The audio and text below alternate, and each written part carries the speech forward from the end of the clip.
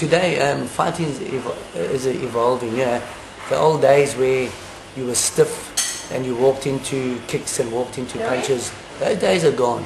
Now the days now in today's fighting, you have to be able to slip punches and move and jab, and in Khmer boxing, I believe, in Thai boxing, you can't just walk in hands up and walk into punches, because today the punches are so much harder. The guys are slipping punches, they're throwing body behind the punches, and a lot of them are getting boxing training, right? And a lot of guys are going to boxing, and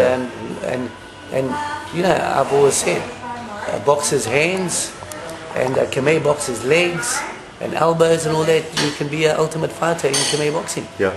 And today you have to have good hands. I believe it's, and I teach my guys hands and legs, and hand set up, everything else, and you have to have good hands. You can't have 90% great legs and 10% hands.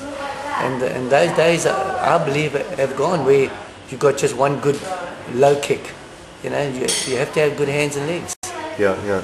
What were you saying about throwing your hand down when you kick? It's a tradition that you throw the hand down to get more power and all that.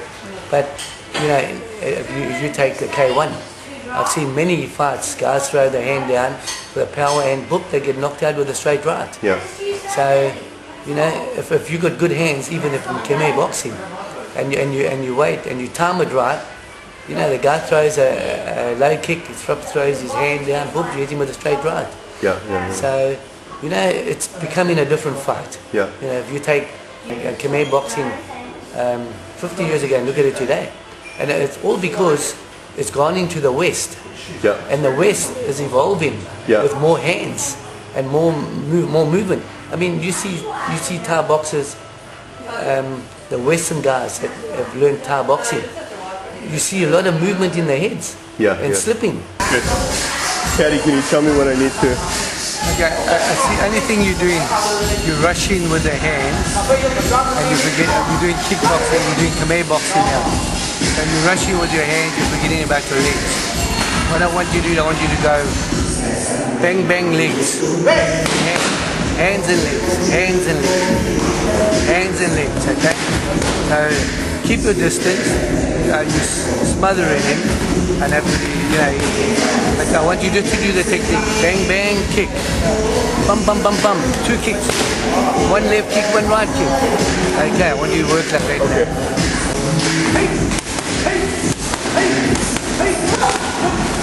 And it's a West that have actually brought all that in over the years now.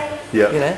Not the East so much, And then K1, although it's based out of Japan, it's a very Western kind of style, isn't it? Well, look at K1.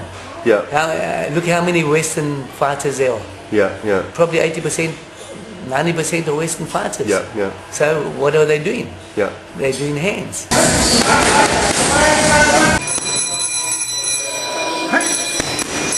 Yeah. And you cannot be a good K1 fighter if you've got bad hands. Yeah. You have to have good hands to set up the legs. So, it's becoming an all-round sport now. Hands and legs and combinations and everything like that. The days of walking in there and just 1 kick to the legs is gone. Yeah. It's become a different type of fight. I remember the first time I ever got in a ring in Thailand. I got kicked in the thigh first time. I couldn't believe how painful that was. I didn't know there was anything like that on the planet. But now everybody knows. Yeah, I was the same. I mean, I went to Holland and I went into a Kyrgyzstan club, and they hit me with low kicks. I've never done that in my life. Now wait. That's a good story. Let's start from the beginning. You were a black belt in Budokan, which is essentially the same as a semi-contact karate. It's the same. What's the big one called? JKA. Japanese karate. Shotokan. Normally in Cambodia and Thailand, I'm a lot bigger than the local guys that I train with, but their kicks are so much better than mine that it's actually a fair fight. Actually, it's more than fair. They can always beat me. This guy completely stuffed me up the previous day. He was kicking me so hard and so fast I didn't get in. I didn't land a single punch on him. And unfortunately today, the day that we filmed, he apparently wasn't feeling very well. and I just kept getting in on him. I feel bad because I don't feel like it's an accurate representation. This guy can actually kill me, and he's much smaller than I am. Now, what Paddy said to me off camera was that I have to remember that in addition to the fact that I'm bigger than these guys, they're not using knees and elbows when we're sparring, and that when I come in and I smother the guy or rush in on the guy like that, I'm going to wind up getting my face completely mangled with elbows. These sparring sessions are in preparation for my upcoming black belt exam, and I just feel like I'm just not fighting well. My Western boxing is okay, but with the Khmer boxing, I'm still not kicking well enough. I can't do the combinations. And one of the boxers, Sean, who's a foreigner that's had a couple of professional fights, said to me, well, why don't you try throwing a tip, straight push kick first, and come in with the roundhouse behind it. And the problem is my body just doesn't have the agility. If I hit somebody with a tip push kick, it's about 30 minutes before we meet again because I just can't cover the ground fast enough. So I don't know what to do, and I keep rushing in, and Paddy's absolutely right. If it's a real fight, I'm going to get killed. Shotokan, right? And that's like, they taught you, they brainwashed you, one shot, one kill, yeah? Yeah, well, you know, I got my black belt, I went to Europe, and then I went into a Kyokushin club.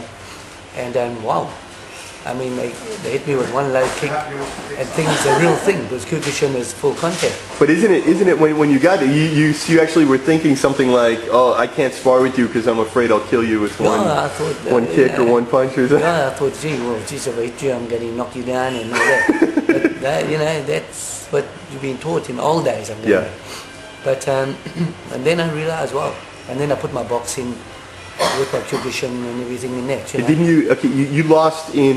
You went to Holland, and the Kyokushin guys beat you, and then didn't you? You resigned your black belt, or you? But I went back home. I was training with a karate club, and I actually left the club, opened up my own club, more into the fighting, and then I went and I learned Kyokushin. Yeah. But that to me was a real thing. So you were already a black belt, and you were willing to start over again as a white belt. I went home, I took my black belt off and said I'm a white belt. Yeah. And I learned from a guy, Bruce Anthony, that lived in Japan for 18 months. Came, I think, 8th in the first World Kyokushin Kai World Tournament, and that's 3 days of fighting. So it's really, really strenuous. And then I evolved from there. You know? Only thing I didn't like about Kyokushin Kai was I didn't punch for the face. Yeah. Because that's where you're going to get hit in the street. Yeah. And then I left Kyokushin Kai and I started my own style called Bushido. And then I got into the kickboxing, and where I use hands to the face and everything like that. Yeah. And then it's just evolved, and elbows and knees and everything like that. Does anybody know why Masoyama didn't want to punch to the face? No, you know, I never ever. Like I don't know. He was so incredible. I mean, he was an incredible man, an incredible fighter. He had so many things he was doing right that no one else has ever done. Like I've said before, and a lot of the Kyokushin Kai higher grades said before, and we used to talk about it. Said if we had put on boxing gloves in those days, it would still be the strongest style in the world. Yeah. 1, 2, 1, 2, 3, 4.